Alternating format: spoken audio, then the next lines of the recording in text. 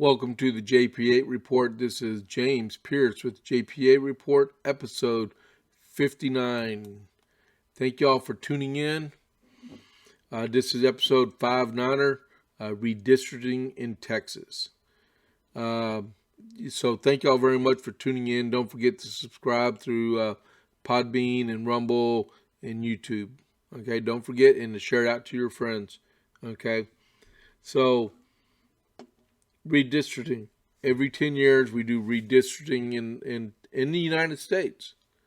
Okay, and then so by April every year we get not April every year, but April every 10 years we get our what do you call it? Our population figures where everybody lives at, so we can redistrict, because U.S. senators are not redistricted; they're statewide. All right, but Congress is, and like this year we're gaining 2 new congressional seats, and I saw a preliminary map that showed stuff going on. The seat number 37 and seat number 38 was going to be in the Austin and Houston areas. I believe that's where I saw it at. I'm going to show y'all some maps, what the maps look like as of right now. Okay. There's still a few days left in the session and stuff, so anything can change. So by the time y'all get this podcast, it could be obsolete, but we don't know. Okay, so right now so this is special session number 3 in the 87th legislature, because besides special session 1 and 2, because of the Democrats, what they were doing. But since the census figures came out so late, they had to wait till early September to do what you call the redistricting process through the legislature. Okay, there's a lot of changes, especially in Congress, because we get 2 new congressional seats, which now Texas has 40 electoral votes for every 4 years in a presidential election, because we have 38. We're going to have 38 congressional seats plus 2 senators. 38 plus 2 equals 40, right? So the legislature is meeting, and let's see. Not the maps aren't final, okay?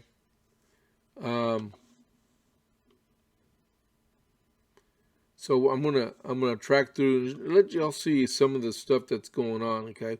And remember, when they do redistricting, county commissioner seats, their lines are redrawn. The constable seats are redrawn. Some city councils that have wards or precincts, they're redrawn. Even at the election area for precinct lines, they're redrawn. Congressional seats, state Senate, state House, their seats are redrawn. Okay, where I'm elected at, I'm at large, so I don't have to worry about redistricting on our side. All right, so let's go through this and just show you. Okay, so the first one I'm going to show you is Congress. Okay, so this is the first map that came through this is current U.S. congressional representation in Texas. As you can see, we have 36. If you look over here in the right-hand section, okay, by Port Arthur and stuff. Okay, so y'all see this right now. You see, I live in Congressional District 25, right down here in Coppers Cove, right there in the corner of our county. Okay, so we go to the next one. Watch this. Okay, before, after, before, after. So now, if this map stays, District 25 shrinks all the way up here into north central Texas, and then where I live at, right there, right, it becomes Congressional District 31, which is right now, I would move away from Roger Williams to Judge Carter. John Carter is a U.S. Congressional Representative for Congressional District number 31. But if you keep looking, man, let me get back over right here. Before, after, we got people all over the place. 36 grows, 38 is going to be like right in here, and then 37 is somewhere out here. Okay, you just have to, if you look in the URL up here, I have a dvr.capital.texas.gov, and that's the URL you go to be able to look at the all the recommendations that are going on. Okay, that would be with all the seats that are being redistributed on the state level. Okay, so let me go to the next one. Next one is that's before right there. Okay, so this is state representative. Okay, so this is before. And then we'll use mine for example again. I'm in Texas, House District 59. This is, matter of fact, this is episode 59 for my podcast. So I'm dedicating this to my representative, Shelby Slauson. Okay, and I consider her the greatest state representative we have. Okay, she's awesome. But you see where we're at and stuff right here. Right here, there's Coryell County, Copper's Cove. So I'm going to leave the cursor right on it. So it expands. Okay, so there's Coryell County. Copper's Cove is here. She only has 4 counties now. Let me go back. So on here, 1, 2, 3, 4, 5, 6, 7, 8 counties. They're taking 8 counties away from her. So what they're doing is they're redistricting to make the populations as equal as possible for each representative. Okay. Some people may not like it. There was a Democrat the other day in the paper complaining that she and one other Latino, they're both Democrats, have to run against each other. And it's unfair, and it should not, and it's not right. But what she failed to, well, that was in my Killeen Daily Herald, right? Let me go back off this for a second.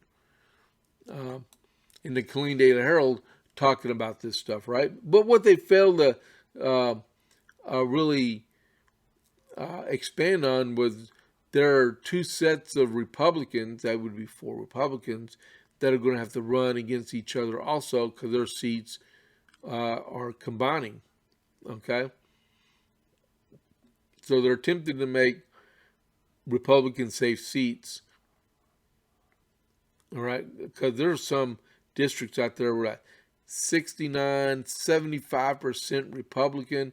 So if they reduce those numbers down to 60%, you still got a safe Republican seat, and you can spread those numbers out and redistribute. It's almost like gerrymandering, but it's not with the thin lines. But you can see I'll go back here.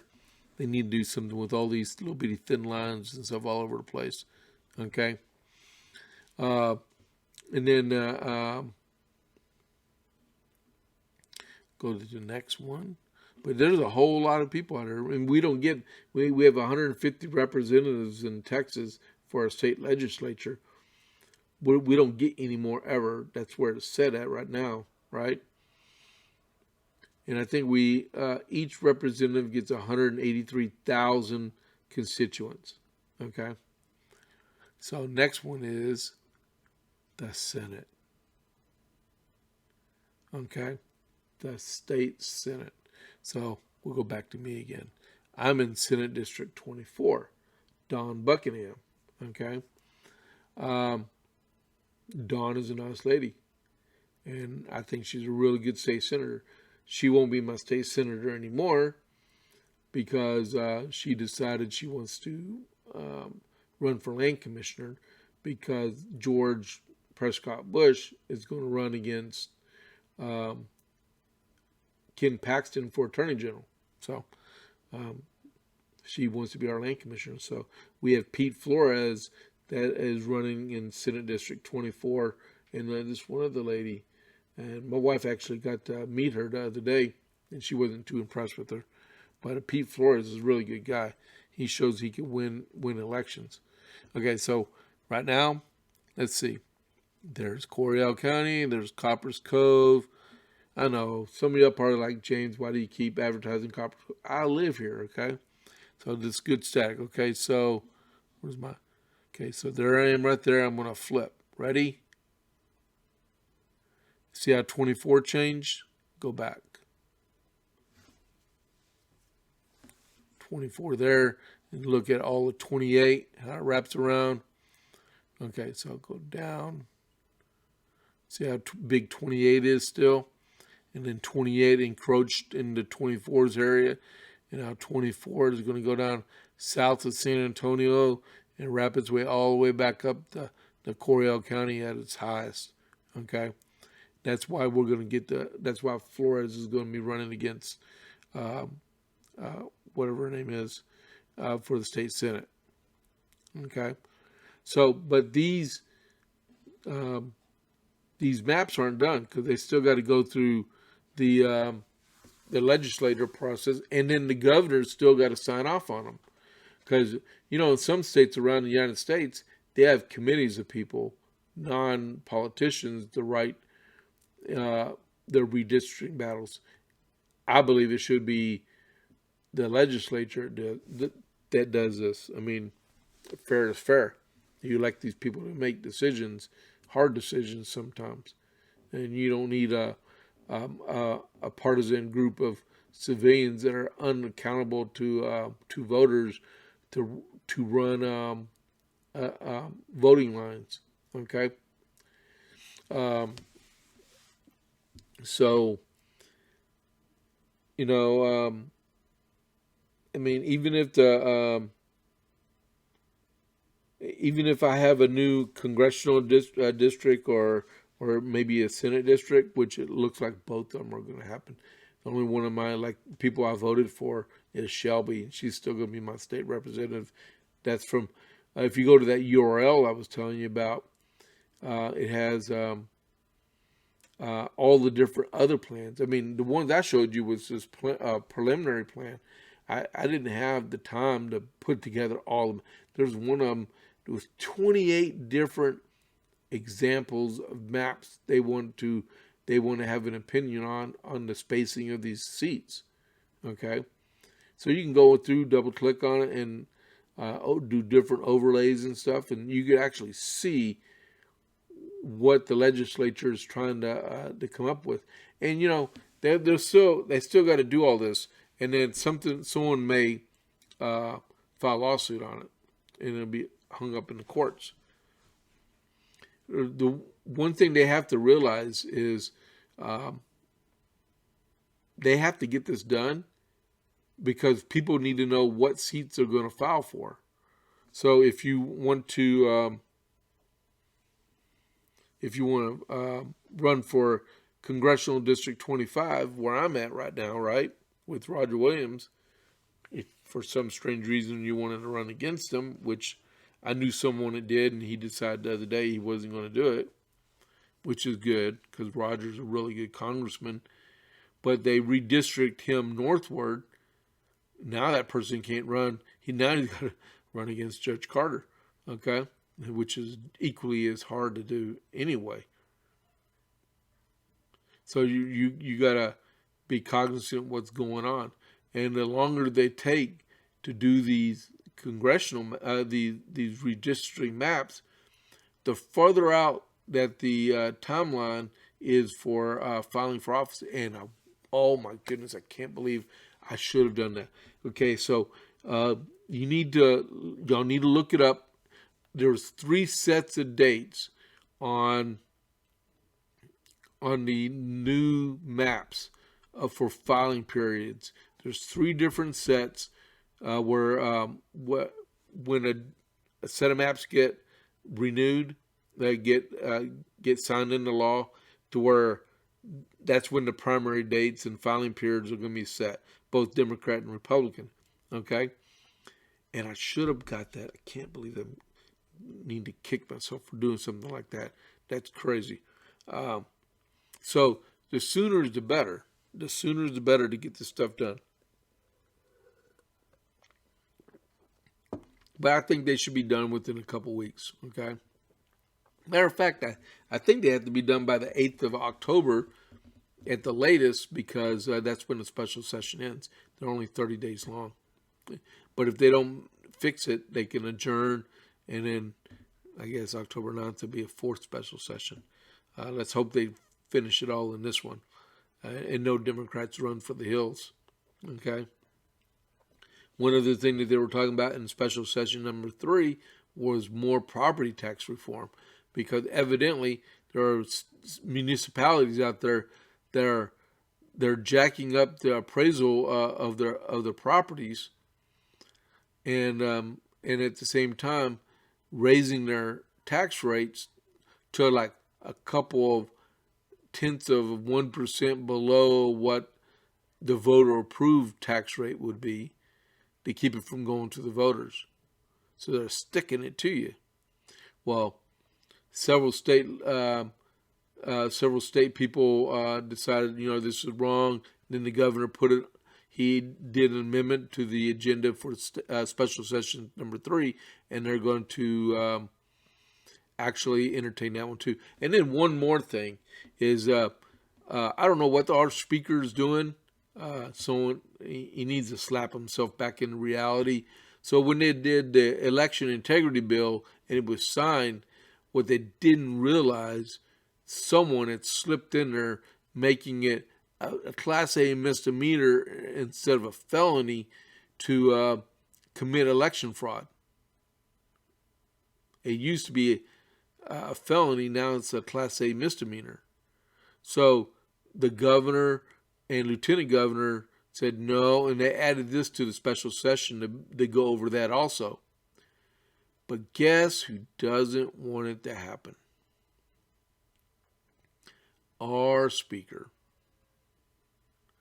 Why in the world would especially a Republican, because unless he's got something to hide, I'm not saying that too much, but every Republican that I know insists on the legal concept of voting.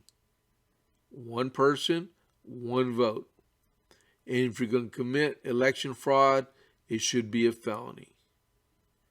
And I think they even should change a Texas Ethics Commission and make it more stringent on people running for office, not just judiciary races, but legislative and city council races, and whichever one you got to do a campaign finance report on, you should be held accountable, major league accountable, not 2 or 3 months down the road that you actually can get recalled or get fined.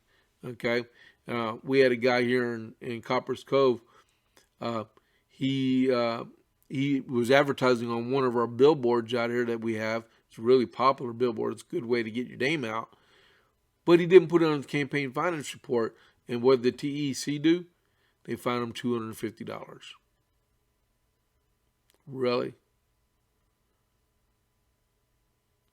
He probably spent $1,000 on that billboard. Probably. Plus a $250 fine. And he acted like it was no big deal. It should be. It should be. Hit them where it hurts. Hard. Stick it to them. Because, in all the campaign finance reports I filled out, oh my goodness, I was like, okay, what am I missing? Did I get everybody in here? Did I get all the right amounts? When you're running for office, maybe that's why some people don't want to run, because some of the stuff you have to do. But, you file for the most part, you file a 30-day report, 8-day report, and a final report, or every 6 months you file a report to carry on with that until you run again. And it's easy. You can do it electronically on the TEC site, or you can hand jam it. Uh, and your treasurer can fill it out, but you have to sign it. So you are responsible for what your treasurer is filling out. Okay, and you can't like take anonymous donations. You can't take corporate donations, stuff like that. I helped somebody out and I paid with a credit card, and the guy that took my credit card for it, he said he made sure it wasn't a corporate credit card because I do have some. But he said, nope, it's personal, so I can do that. Politics is a bloody game sometimes, and you need to make sure everybody's right on the money to where they're supposed to be. Okay, but there's some unscrupulous people out there, and I'm really, really off subject now. But yeah. So why does the speaker not want to make it a felony again to for election fraud? It should be. Maybe someone needs to ask him. He's in Austin. Get him to clarify why don't you want someone to be charged with a felony if they vote twice or vote illegally or try to harvest ballots, do a fake absentee ballot. You're really in town when you're really in town and you say you're going to be in Amarillo or DC or something like that, and you can't get back in time to vote. That's still cheating. Man. Texas didn't, and some of y'all know this from one of my previous ones. From 1870 all the way to 2003, the House Republicans were never in a majority. And from 2003 to 2021, the Democrats flew the coop 3 times because they couldn't take being in a minority the way they did for the last 130 years before that. They just need a taste of their own medicine. And next time, if Phelan is still the speaker when we reconvene again in another year or so, he needs to make sure that no Democrats are in committee chair positions at all. At all. There's consequences to winning. So the majority is the majority. And how many times during those 130 years were Republicans in the committee chair positions? I doubt it. From 1870 to 1996, we were in the minority in the Texas Senate. I'm glad we fixed it. But if we don't hold our elected representative accountable, who wants to venture to the day that we become blue again? We saw what that did to us as a state. Compare Texas before George Bush, when he became governor, and compare Texas after George Bush and Rick Perry and Greg Abbott. How much worse did we have it before George Bush was elected governor and then after he was elected governor? That's a good way to look at it. People can't compare apples to oranges. But back in the early 90s, 80s, 70s, 60s, I knew Democrats. I mean, I'm the first Republican in my family from back in the 80s. I was already voting Republican. I wasn't one of those converts. The first person I ever voted for, I'd tell you right now, was Steve Forbes in the primary for president in 1988. Okay.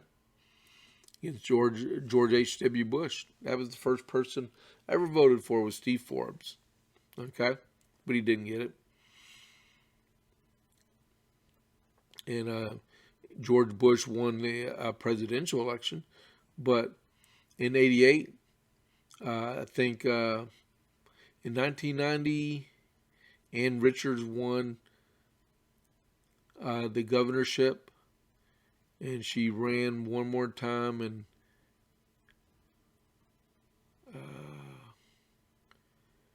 I can't remember if it was 92. She ran one more time and got elected.